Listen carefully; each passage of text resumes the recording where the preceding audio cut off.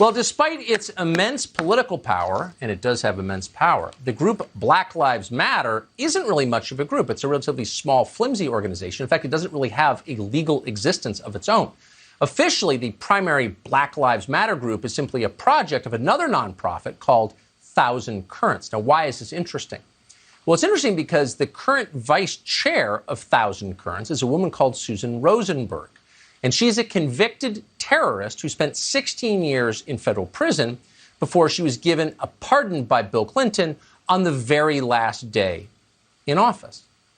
Bernie Kerik remembers this well. He's the former police commissioner of New York City. But before that, he worked in New Jersey, and he personally escorted Susan Rosenberg from the federal courthouse in Newark in 1985. He knows the story well, and we're happy to have him on tonight. Mr. Kerik, thank you for coming on.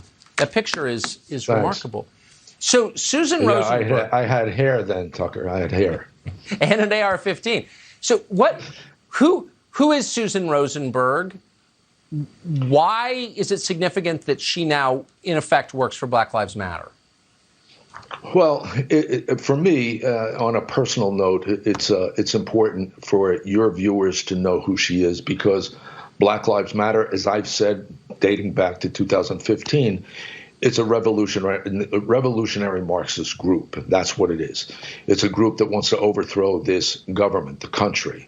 It's a group that its founders, its three founders, were inspired by a woman named Joanne Chesimard, who goes by an African name, Assata Shakur, who lives in exile in Cuba after she assassinated a New Jersey state trooper.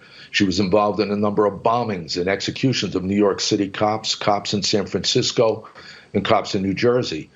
That's who they are. That's what they're about. And when I tried to explain that to people over the last 2 or 3 years, they didn't get it. Now, in the last few weeks, we learned Susan Rosenberg is one of their fundraising gurus, let's say. Well, Susan Rosenberg, in 1985, when you look at that photo, she was convicted of possessing hundreds of pounds of explosives.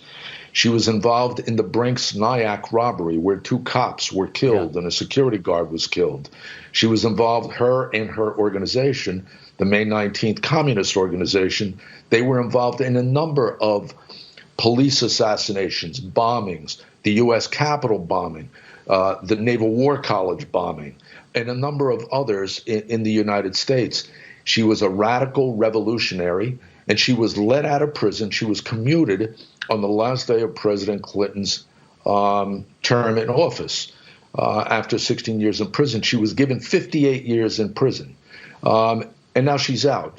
Who does she work for? Black Lives Matter.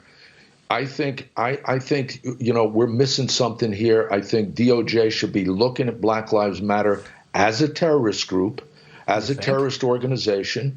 And I think I find it astounding that all these U.S. firms, some 200 that you've chronicled on your show, they're just pounding money into a group that's all about the overthrow of this government. And if you can't see it on its face by what they do normally on a daily basis, then you need to start looking at their associates, their inspirers, and the people around them, because this stuff has been going on since 1960, 70, in the early 80s, when these people, these revolutionaries, Marxist revolutionaries, wanted to overthrow this country.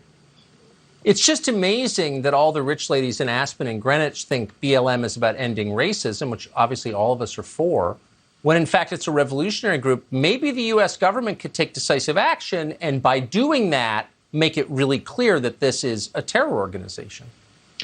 You know what, Tucker? Black Lives Matter was truly, working for Black lives. They'd be marching tonight in Chicago, or Baltimore, or Cleveland, and I can give you 20 other cities. No, I know. It's all nonsense. It is, and it's having the opposite effect, needless to say. Bernie Kerik, thanks so much for that. Great to see you tonight. Thanks, Tucker.